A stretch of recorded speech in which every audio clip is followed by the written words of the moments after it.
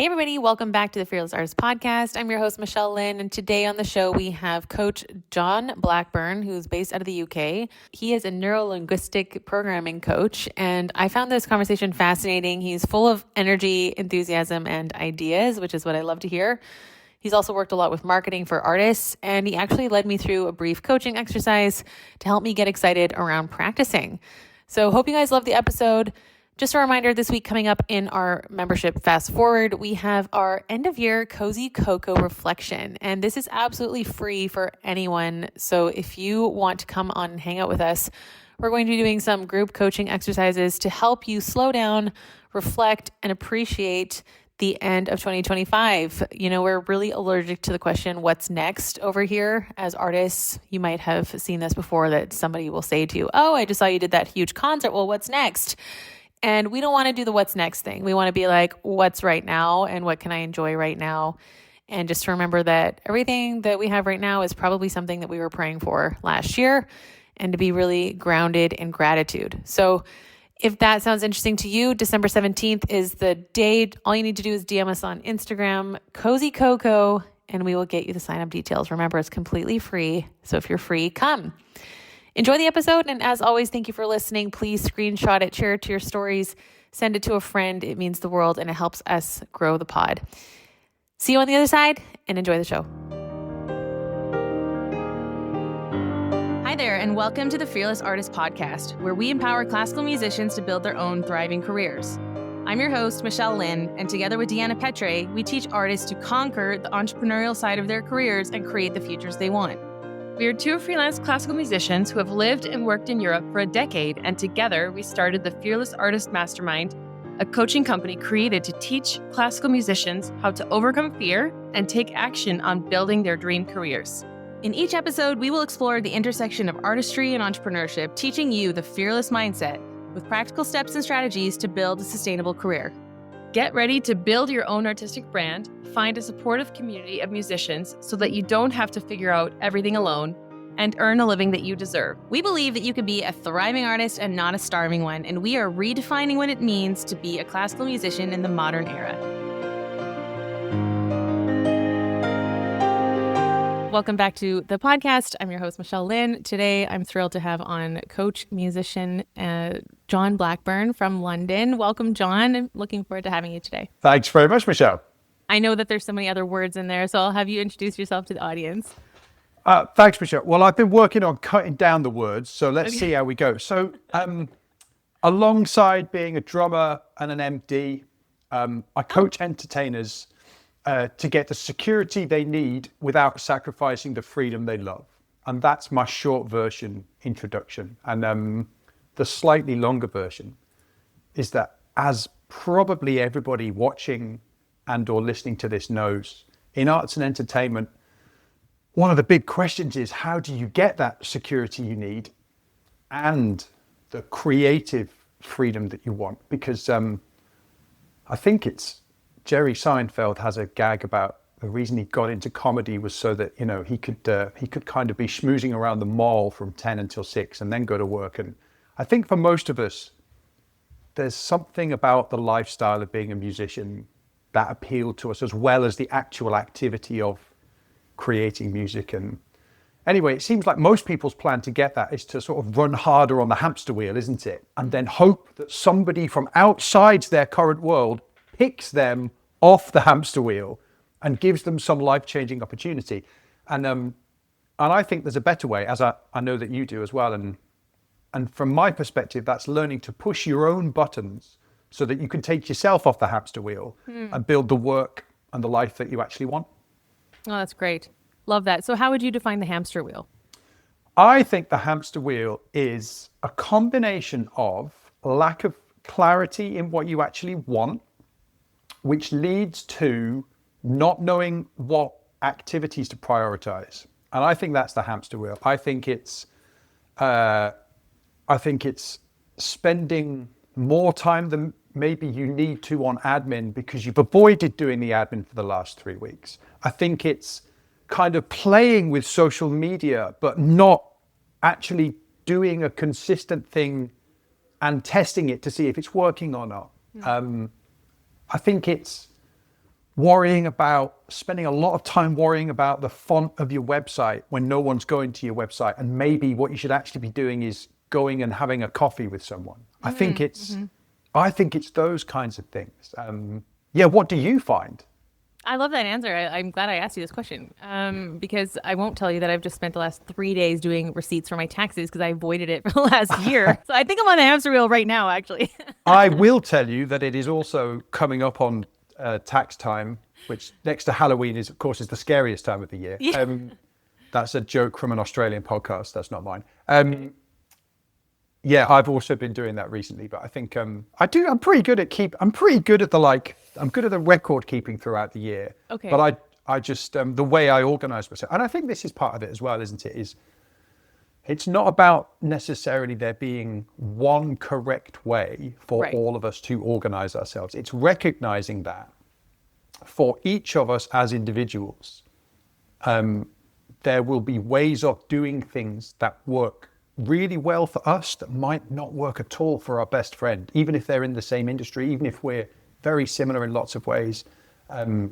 So, with something like your tax return, for example, actually, I know that if I just set aside, I basically block 3 days out of my diary pretty much, and I know that I'm going to get it all done, and then I don't worry about it the rest of the time. Yeah. But there's a couple of friends of mine, musicians who I've been working with recently, who they tot up their mileage at the end of every week. At the end of every month, they organize their expenses on the thing, and that's how they want to do it. And again, I think a big part of what I do is on the coaching front is having people become aware of what really works for them rather than what they think is supposed to work for them. Yeah. And then be able to put it into practice. I really appreciate you saying this because we are creative people. So it would make sense that there are many correct ways to do the same thing. And I've recently been also exploring this, embracing your strengths or leaning into the things that are working for you. It does work for me to block 3 days and just do it all at once and not, well, actually I haven't gotten to the part where I don't worry about it for the rest of the year because I still have some, unhinged. I can help you with that. Yeah. Okay, great. Yeah. Okay, we can talk later.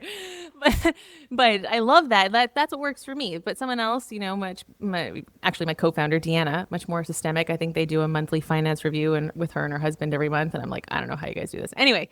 So I bet their spreadsheets are all color coded and everything. Oh my gosh. I think they track every dollar or something. I was like, you guys? Okay. Anyway, I just go sip my €4 latte and I don't think about it. But so tell me more about creating. Well, you said you don't, when you said you're about stability, what is the stability that a creative is looking for, and how do you help them not avoid that, but to find the freedom that they're looking for? Wonderful. Thank you. I love these questions. Perfect tears. Well, first of all, what I would do is we recognize that stability as a word is a very different experience for every single person.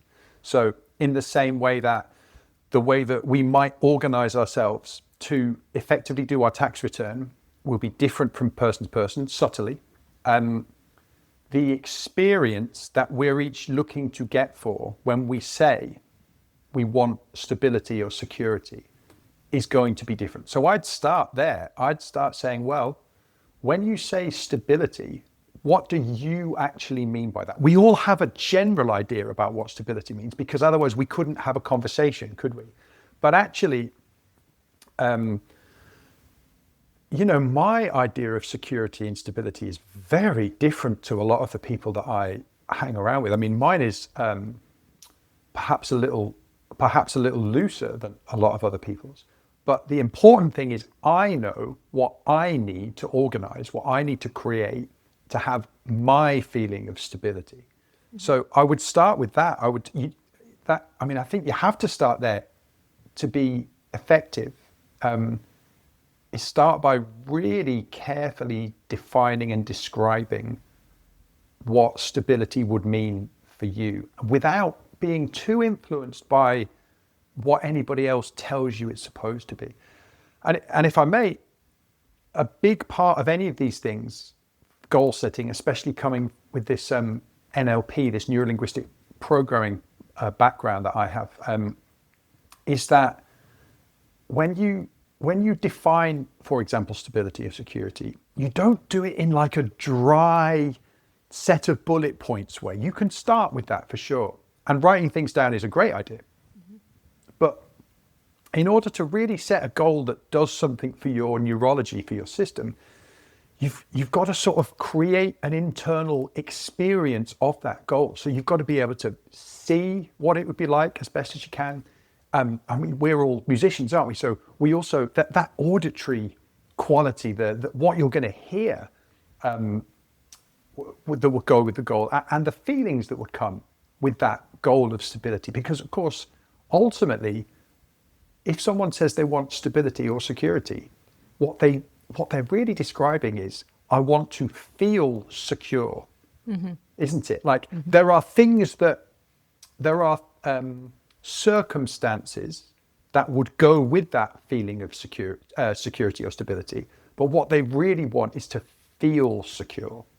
So just, starting with that sensory exploration and clarifying of exactly what you want from that word stability. And that was probably a longer answer than you really wanted, but there you go. No, this is great. I mean, I'm glad you're bringing this up because we hear a lot from our freelance musicians, the instability of our jobs, the instability of income, that one month you might have a ton of gigs and the next month you don't have any, or the summer season, which is hugely dry for many who teach music lessons, and then the students are off for the summer. So creating income stability is a big concern. Do you have any frameworks or models that you use with your clients to create, or how to even know what stability would feel like?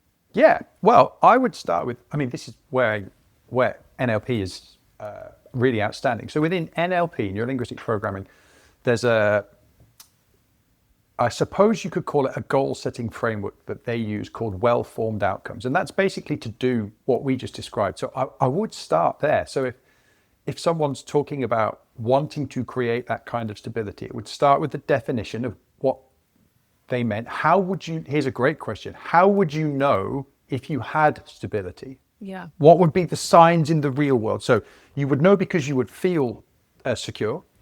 And what would be the signs in the real world? What would be the sort of tangible examples in reality that you could point to and say, for example, I'll see on my July bank statement this number.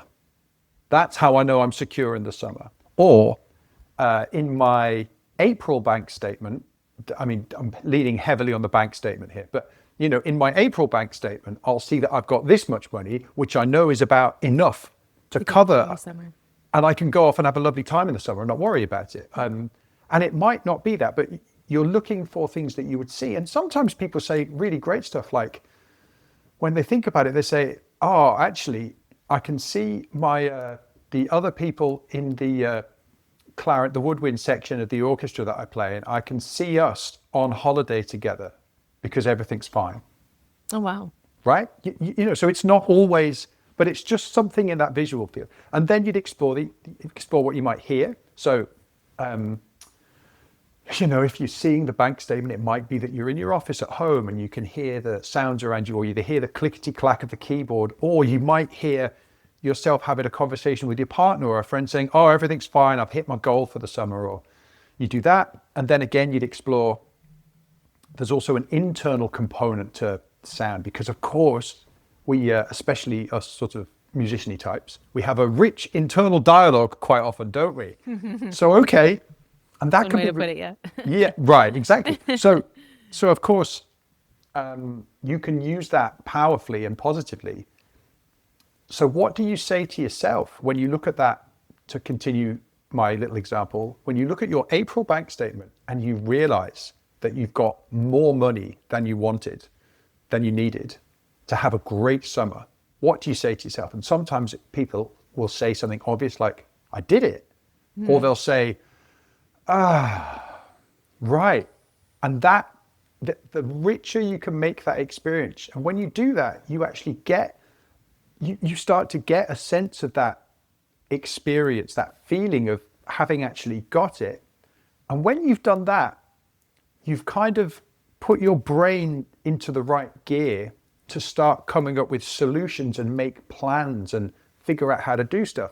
it's very hard to solve interesting problems, important problems, if you're stuck in the small, negative, scared, worried space. The first step of the framework has really got to be pick what you want in some detail and then get into the feeling space of having it so that you can then start to actively create whatever you need to create to get it, make the plans. Because, even if you come up with a plan, if you feel awful, it's really hard to do the plan, isn't it? So you've got to do something. And then that would be it. And then the next step would be actually, well, okay, I know what I want. I feel like I could probably have it. How could I do it? And then you go to work on just coming up with ideas. And, there's lots of exercises out there creatively out there for coming up with ideas. But what you tend to see is a lot of the exercises are designed to put your brain chemistry in a place to go for it, So quite often, once you've done that goal setting experience for someone, they just start coming out with ideas straight away because their brain's energized, Right. And then it's a bit of accountability, isn't it? From then on, it's just like, okay, we've got some ideas. How could you do that? What was the first thing you do? What might get in the way? Can you handle it if that happens? What might you need to do? Are there any difficult conversations you might need to have? How's this going to affect? You've got to look at it holistically as well. If you're going to make big changes in your working practices, well, okay, how's it going to affect your family? What conversations do you need to have with your partner? What about your friends? Are they going to see less of you? Like, how are you going to have that conversation so everything's okay? So you go through all that and then you just get on with it. That's amazing. Hey, everybody, real quick, I just want to say that if you are struggling to post on Instagram, first of all, you are not alone. Most musicians are sitting there scrolling and not knowing what they would actually post about. Second of all, if that's you, then I have a free gift for you. It is our free guide, 10 golden rules to posting on Instagram as a classical musician. If you follow these 10 rules, you will grow, you will get more followers, you will get more views, you will know what hashtags to use, you will write captions that are interesting, and you will build an audience. And guess what a bigger audience gives you? More concerts. That's right, everybody. So all you need to do is DM us on Instagram at the Fearless Artist Mastermind. Just write golden, and we will send you our free guide. Hope you love it, and thanks for listening. There's so much coming to mind. So I love this idea of really getting into the feeling of it. It sounds like this aspirational identity that you get really clear on who do you want to become, what would it feel like to be that person, the act as if. Because if we have those goals and ideas already in us, then the potential for us to become that version of us is there. It's just a matter of starting to act as that person. So I've done a lot of visualization over, who is the highest version of me? How does she show up? How does she eat? What is her energy when she walks into a room? How does she dress? And then through that, you can kind of make these practical, concrete decisions to up-level your life. With your clients, what kind of decisions do you see people making, musicians, to have more of this? I really love coming back to this stable feeling because it's different for everybody. And it also helps overcome that perfectionism where nothing's ever good enough. So if we say, no, this is the feeling that I wanted, you can look around, you're creating safety in the brain as well, kind of getting out of that fight or flight. Because you're coming from a mindset of abundance, looking for possibilities to create these things. What would you say to that? Well, I'd say I agree with all of it. Yeah. I mean, I think you've hit the nail on the head. Absolutely. I think the prime thing that people typically don't do if they're not getting some help is getting their brain into the right space. That, as sort of you put it, the abundance mindset. In terms of decisions people tend to make, I talk a lot about being able to push your own buttons, which is a decision in itself. So I suppose a number one decision would be that you're going to take responsibility. Okay. So that is the number one decision. That was one of the most uncomfortable things I ever had to accept, that we are 100% responsible for our own lives. I was like, oh, I hate that this is true. Right. Well, absolutely. And of course... What do you mean I can't blame everyone else for my problems? Well, I mean, the beautiful thing, Michelle, is you can blame everyone else for all of your problems. It's just not going to help, right. But you can do it. Right. And of course, we all know people that do exactly that, don't we? Yeah.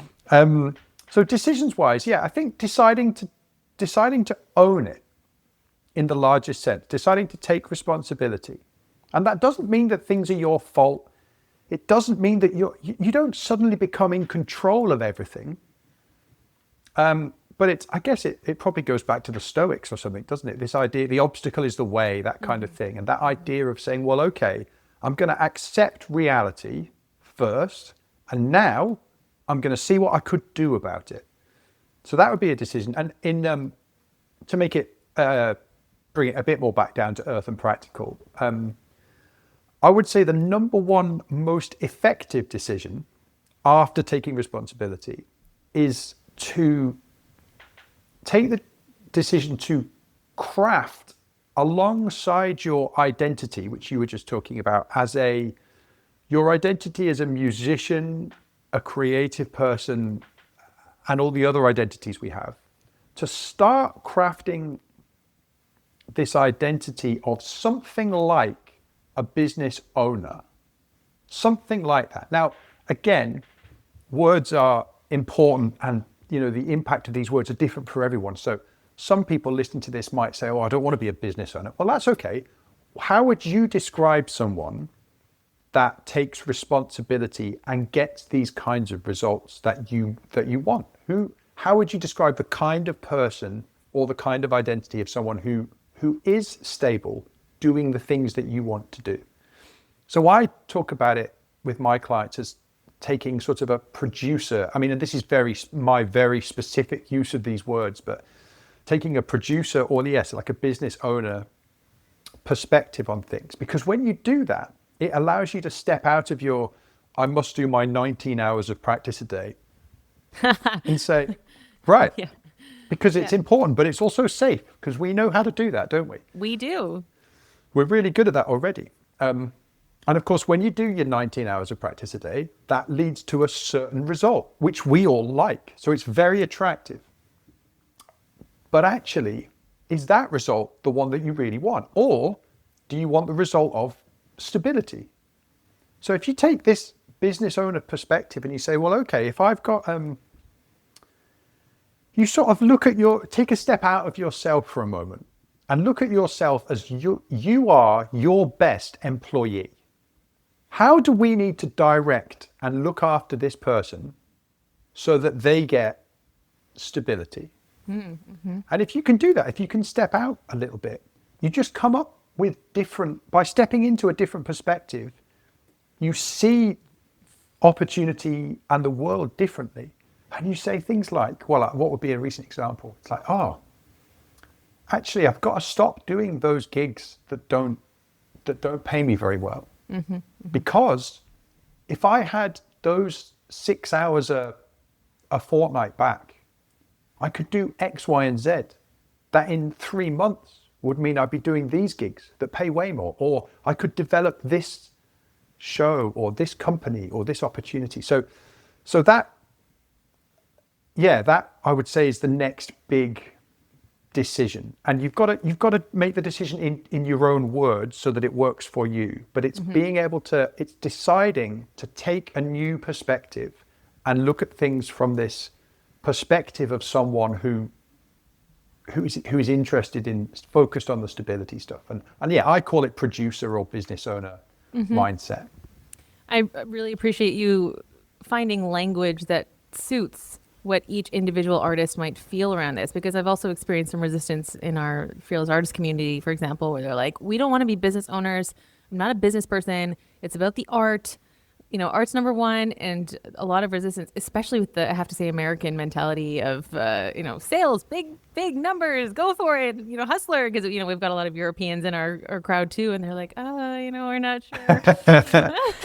So I appreciate saying, okay, how would you describe someone who is taking care of themselves, or taking care of their work, taking care of their employees? How would you describe taking care of your art world so that you have stability, your concert calendar is full, your students are happy, you feel fulfilled as a teacher, giving master classes? How many master classes do you need to feel stable? I mean, these are great frame questions to help people get out of what we've been taught. Do you have any? Yeah, please. Oh, I was just going to say, I really enjoy, I don't know, forgive me if this metaphor of this story only exists in the part of England in which I grew up. But I really like, I'm sure it doesn't, but I Which is really, where, by the way, out of curiosity? Oh, yeah. So I was born in Bedford, which is just outside of London. Okay. And then I actually grew up in the northeast, like up around in Durham, near Newcastle. But so I really like the idea of the goose that lays the golden eggs. Is that a story that resonates? I've heard, as a Canadian, I've heard this. Of course you have. So the idea would be that in this telling of the story, you are both the goose that lays the golden eggs. You are also the farmer that looks after the goose that lays the golden eggs, right? So you have to be careful not to kill the goose that lays the golden eggs, right? Yeah. You are responsible for doing the thing and making sure that the person doing the thing is in a position, to lay those golden eggs, to continue. Yeah. So that brings it, and as soon as you take that perspective, as soon as you take the farmer perspective, you're like, oh, well, I've got to feed them, I've got to look after them, give them somewhere to run around. I should check in and see how they're doing every now and then, So I really like that as a metaphor for the kind of, taking that second perspective, being able to take that second perspective, being able to step back and look at the bigger picture. I think that that's a really useful, and there's no business language in there to get worried about. And of course, we all understand that. We all have words and phrases that don't work for us. Mm-hmm. And part of pushing your own buttons is figuring out what are the words and phrases that really work for you. What are the things that you've got to say to yourself, or how do you get other people to communicate with you so that you get switched on rather than switched off? But that is our responsibility. We can't expect other people to figure that out for us, Right. So when you say pushing your own buttons, you're saying this in a positive sense. 100%. Okay, yeah. I've only understood it as the negative, like when you're getting triggered. So can you elaborate a bit on on how pushing your own, meaning finding what works for you? Or is that an analogy? Right. That's exactly right. Yeah. Okay. So that's interesting. That's so interesting. I don't think I've ever heard it used in the negative sense. So this is well, my sister and I push each other's buttons all the time, and it's not a good thing. Now when someone else pushes your buttons, okay, not necessarily a good thing, right? Yeah. But if you learn to push your own buttons to get what you want, that's the positive. Okay. We all have buttons. And of course, you can create new buttons. Mm-hmm. But we all have existing buttons. And if we could just learn to push those buttons in the right sequence so that we have whatever is important to us. So for me, a big value would be peace. I love that. It's a really important part of my life. Now, of course, you don't always have it, and you've got to be flexible and you've got to be able to deal with things changing. But I know that peace is important to me. So I will push the peace button. I will create opportunities for peace because I know it's important to me. So what would other examples of positively pushing your own buttons be? It's useful, I think, to learn how to, for example, generate the feeling of confidence for things, right? Mm-hmm. So although we're familiar with terms like stage fright, just for a moment, which you can deal with very easily, by the way, but just for a moment, pushing those things to the side, most of the people probably watching or listening to this have a level of confidence when they walk on stage, right? The vast majority of people. Right. Because probably they wouldn't be putting up with all the other stuff if they didn't at least like being on stage. Some of those people, though, and this is completely human and reasonable, when it comes to maybe picking up the phone to talk to a venue or someone they might collaborate with or someone they could create with, shut down completely, don't they? Like the idea is terrifying to them. Or I think you do some sort of sales-ish kind of training, don't you? And I've seen that you have this, it's probably a conversation for another day, Michelle, but I saw there's an excellent pitch workshop or something coming up. Oh, yes. Perfect your pitch. Yeah. Which looked amazing. Thank you. Yeah. Well, thanks for doing it. It's because I get so many bad pitches. I'm like, we need to talk about this. Yeah. Can I tell you, tiny aside, there's an MD that I get to work with a lot here who I really like, and he's great. On the gigs that we do together, the MD has like a little talkback mic straight into our ears, and he's famous because we're all friends, and he's famous for giving live notes during a show on how you're doing.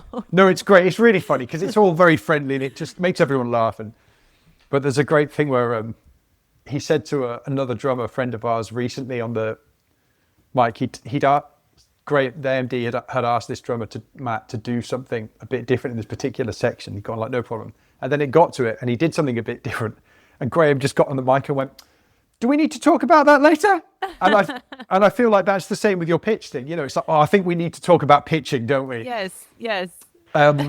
Sorry, where were we? Oh yeah, pushing your buttons. So confident. So people are happy walking on stage. Loads of people out there in the civilian population would never walk on stage with a clarinet or an oboe. They couldn't conceive of doing it. And yet, when it comes to making some kind of a business related call, or maybe pitching for work or a quote for a performance or something, they get very timid. Now, of course, what you can do is you can learn to push that button to summon the confidence that you know you can create when you walk on stage, and you can sort of transplant it into a different context. So that's what I mean when I talk about pushing your own buttons, and knowing how to motivate yourself to take new action, knowing how to get yourself to pleasantly do something that's difficult or uncomfortable.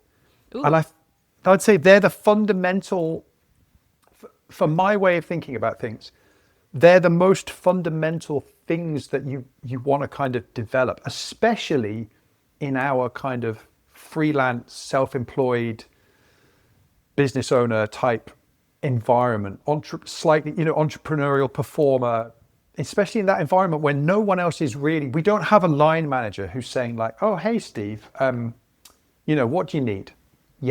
We are the farmer and the goose laying the golden eggs. We've got to do all that. So yeah. It's funny you say that, because that was the first question that came to my mind if I thought of the farmer, what they would say to the goose is, oh, what does the goose need? And so for any musician who has a hard time with self-care, I think a lot of musicians roll their eyes at that word self-care. But if you're thinking of like, what would this golden goose need to continue in a healthy way? It's a lot easier to speak that way because it's not you. It's objectively something else that is beautiful and important and worthy and needs to be seen and needs to produce because we need to keep going. So if we think of our gift as a thing to protect, I think that can be very helpful. That's great. I couldn't agree more. I think that's perfect. And there's also other, just because a big part of this NLP stuff is you develop a light and I think healthy obsession with language. And so you said something great there, which was, what does this goose... we should definitely continue this metaphor for the whole conversation. I'm going to bring it in as many times as possible. So, okay, you say, what does the goose need? You could also ask, okay, what does the goose need? What does the goose want? Mm-hmm. Because some people are more positively activated to do the things that they want rather than the things that they need. Mm-hmm. So if you can figure out that language for yourself, if you can become aware, do I do the things that I need to do? Do I do the things that I should do? That's another good one. Do I do the things that I want to do? Do I do the things that I like to do? And then, of course, you can start to express things in the terms that actually work for you. For example, let's use tax returns because we were talking about it before. Here we go. Yeah, you tell me how this affects you. So for me, if I think about just changing that one word in each sentence, I could say, right, I should start my tax return earlier. That doesn't feel good to me. I'm not going to do it. In fact, I know I'm not going to do it. Even though I should do it, I'm not going to do it. Mm-hmm. Now, some people do what they should do, right? Mm-hmm. That's not me. No. Well, let's play the game, right? Okay, so should, we've both got rid of should. It's no useful. So I'm here. I love the game. Right. So interestingly, right? So that's when you say it to yourself. Now, I wonder if somebody else said to you, you really should do your tax return earlier. You're probably not going to do it either. In fact, by the look on your face there, Michelle, I would say that was a bad thing to say to you, right? Unless you're my accountant who has a right to say so. Right, exactly. So let's play with some different words. So what about if you said to yourself, I need to start my tax return earlier? Now, for me, that does make it seem a lot more important, but I don't feel good about doing it. What about for you? I need to because there's a consequence if I don't, is what comes to mind. So right. I can get more behind that word. Yes, but it's not that's ideal. So, but it's more powerful, but it's not pleasant for you, right? Right. Now, what if somebody else said to you, you need, right? Is that motivating? Depends if it's coming from an encouraging tone or a critical tone. Tone is also a big part of this. Thank you for bringing that up. It's not just about the words themselves. Of course, delivery is really important. So anyway, just to fast forward through that process, you will find that even for boring or unpleasant seeming tasks, there is a set of language, a way of describing it to yourself that makes it feel better or lighter. And for me, it's usually a word that opens up possibility. So if I say to myself, do you know what? I've got a couple of hours this morning. I could start my tax return. My next thought is, can I start my tax return? I can start my tax return. And then it goes, I am going to start my tax return. So I know that sequence for me. Those are your buttons. I've learned how to push my buttons for that kind of thing. Yeah. And I think that is just one of the biggest things that you can get from coaching. And you could start to investigate it yourself. It doesn't have to be with a guide. I think it's a lot easier with a guide, but that is a useful thing, I think, for anyone in our kind of world and our kind of position where they are responsible for their own success. That's a good example of learning how to push your own buttons. Mm-hmm. I love that. I know my first button is always coffee. Does that count as a button? I think that we can the both. button on the espresso machine. It's that. Well, hey, we say that as a joke, and I completely agree with you. By the way, that's a lovely button to start the day with. No, the thought that you said of making things lighter, I think that's a beautiful thought. How can we take some of this pressure off, and how can we make things more joyful? And looking for the good. One way that we do that actually in our membership is we have co-working sessions. Great. So get everybody on Zoom. I mean, the last couple of days, I've got 4 or 5 of them who have come and I suffer with me, as I said in our Slack channel, who can come on now for 3 hours, and then we all just lock in. And at some point, somebody, is like, is everybody still alive? Are we doing okay? So that for me makes it lighter to work together with others. That's a big. It's sorry. That's a really big deal, and I bet that it's actually a really big deal for 40% of the people. I'm plucking that number out of nowhere based on zero research, but a lot of people that are listening to this, and it may not be something that has occurred to anyone. I actually considered setting up a co-working thing for some of my clients. I might well do it next year, but I think that's a really good idea, because what do we not get as individual freelancers? We don't get that experience of being like, do you want to take a break? Should we go and get a cup of tea? Yeah. Or hang on, I just need 5 minutes. What did you get up to at the weekend? That we don't get that water. We don't get the natural breaks. And I'm really excited to hear that you've set that up, because I think that's a brilliant idea. Yeah, it's been very, very powerful. It's kind of, for me as a classical pianist, we all practiced on the same floor. So every morning, 7, 8 a.m., you get there, you fight for a piano. There's only, 7 or 8 rooms. You hear all the pianos around you practicing. It's really setting the tone, setting the environment. And I think that was one of the biggest losses that I had leaving school. And I didn't realize that practicing at home, which is such a loneliness to not have your pianist next door that you can then go chat with, as you're saying. So I think there's even an app that was developed by Ray Chen, and it simulates the effect of multiple instruments practicing at the same time as you so that you can get back into that environment. So, yeah. So that's great. And using that NLP stuff, what you could do is you could recreate from that strong, positive, beautiful, energizing memory you have of practicing around you. You could recreate that environment for yourself so that when you sit down, you're in that frame of mind, and you can have the joy or the energy or whatever it was that you got from the people around you. That would be the internal thing. And then, of course, you schedule a call with your piano player friend. Maybe you're both going to practice from 9 till 11, and then at 11 o'clock, you're going to take a 15-minute break and you're going to chat. You're going to chat piano, like you might have done in the bar at college or the coffee shop or wherever it was. Yeah.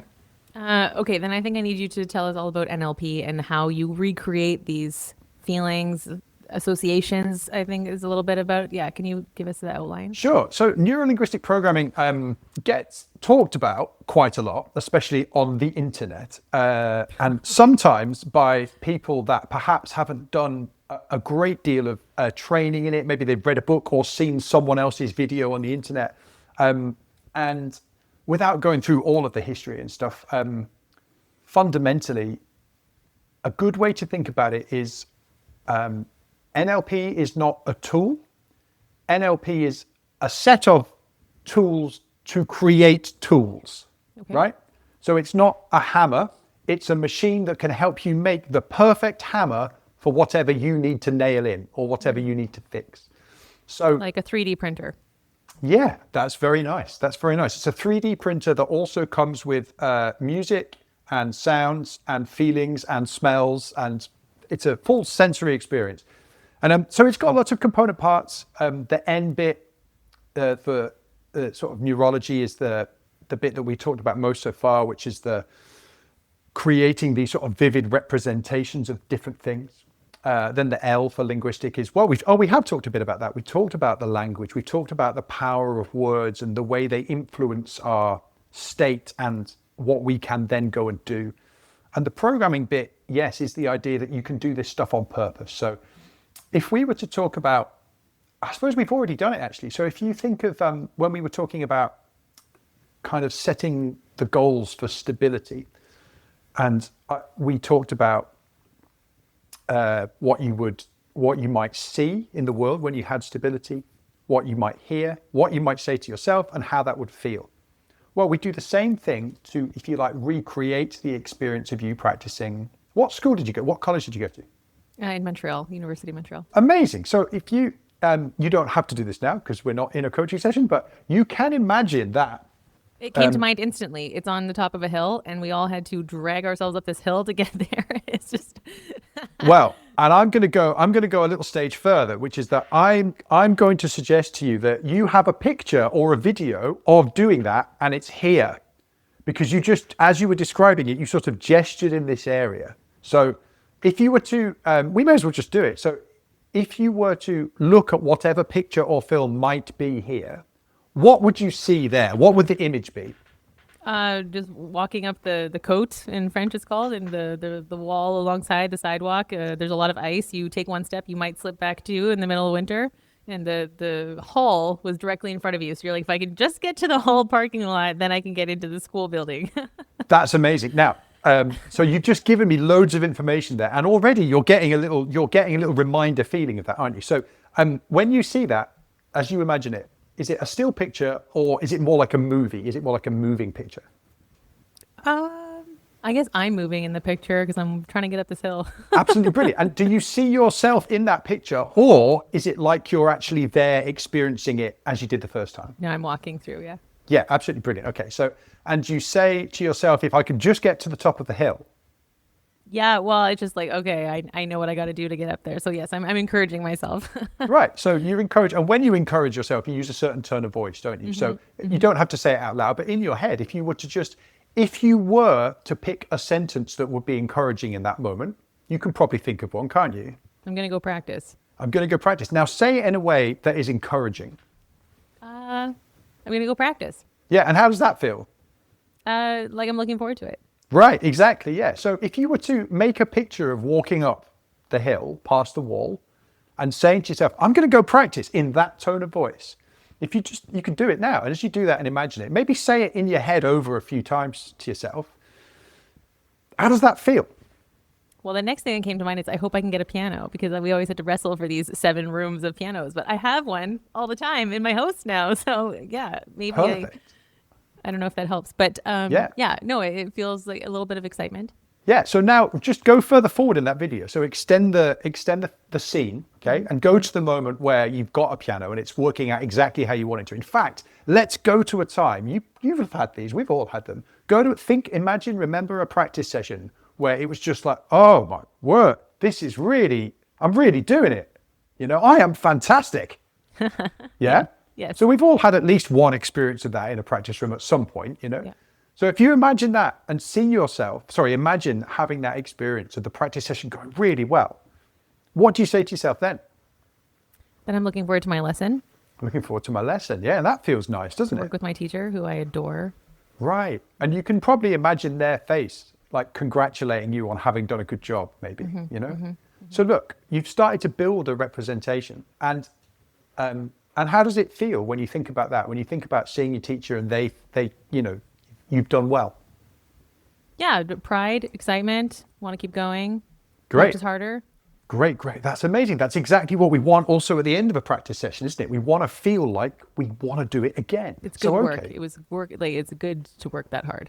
Yeah, it's good to work that hard. Okay, great. So as you have all of this in your mind, you mentioned pride and all that. Where do you feel that sort of positive feeling within yourself? Where do you notice that feeling? I think my chest swells. Great. So imagine that happening, okay?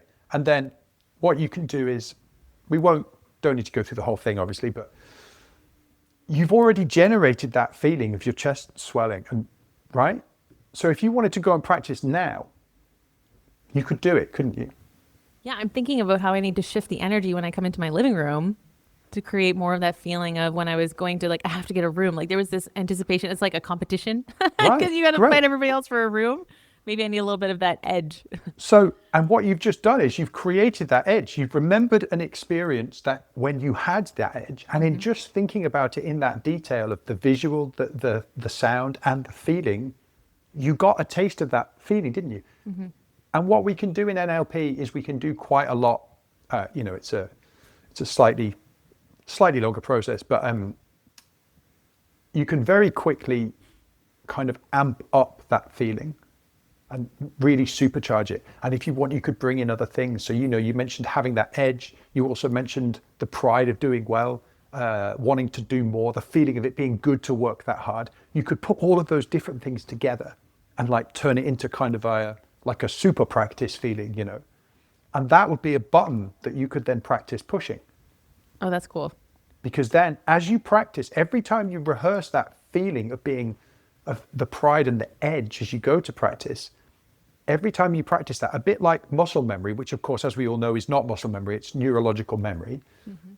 You're wiring that response to the idea of practicing into your neurology. And the more intensely you wire it in and the more often you wire it in, the easier it is for your brain to go there automatically. And that's what we all want, isn't it? When you talk about identity and moving towards an identity that you've chosen for yourself, what we want is we want those things to become the new natural way of doing it.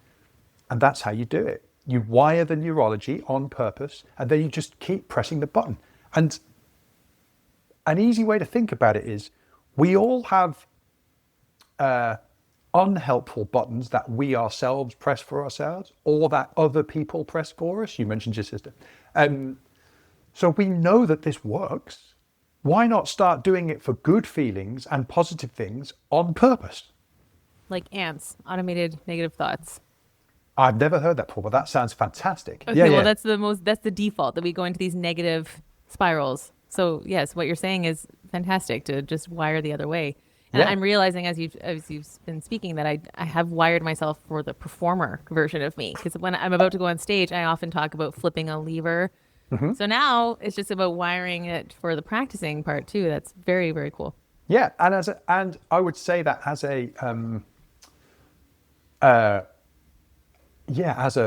a musician, practicing is going to be such a big part of your life. Why not have it be a great time?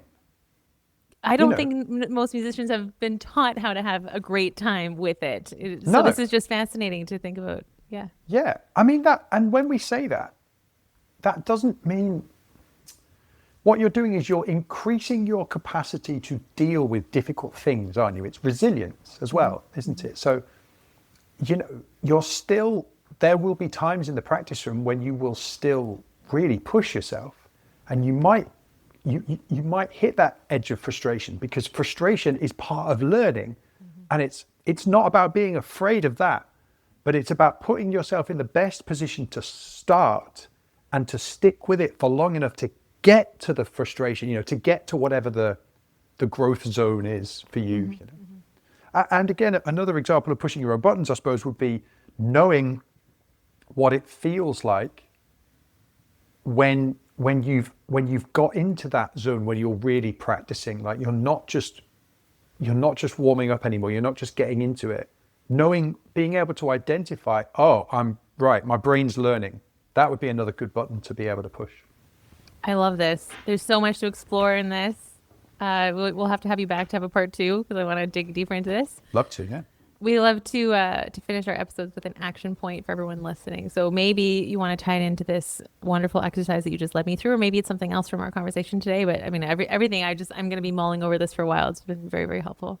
Oh, well, yeah, I'm very happy to chat again anytime, Action point, I would say pick a button of your own that you want to be able to press. You could think about it from the feeling perspective or from the activity perspective. What is a thing that you want to be able to do consistently?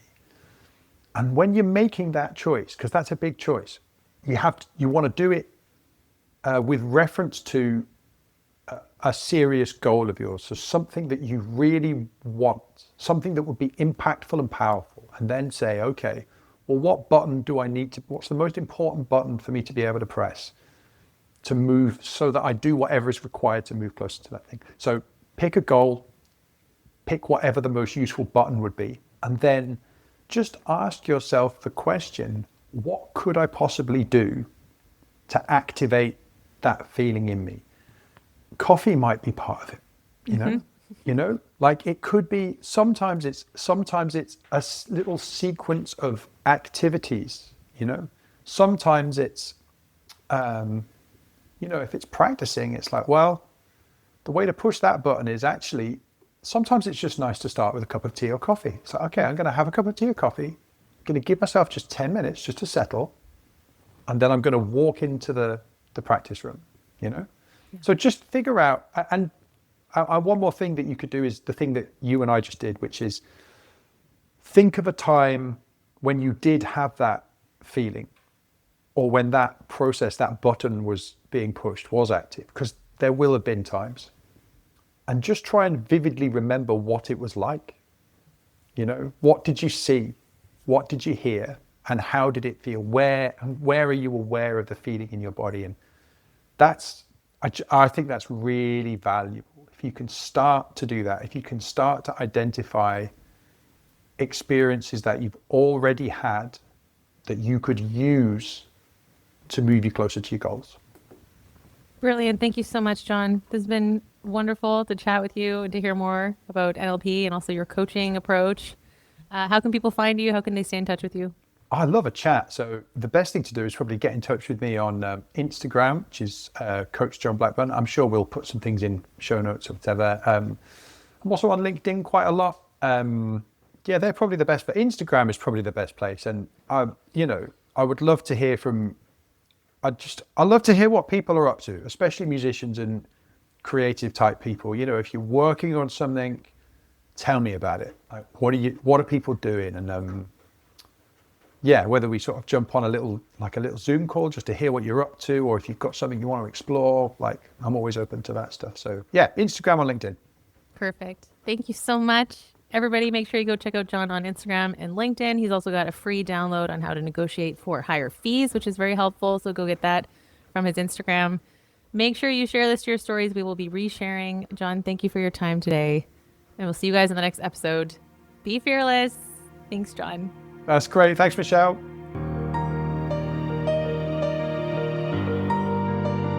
Thank you for listening to the Fearless Artist Podcast. If you found today's episode inspiring, hit that subscribe button and don't forget to share this podcast with a friend.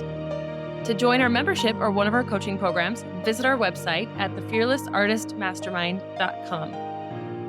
This episode was produced by Pokey Huang at phMediaStudios in New York City.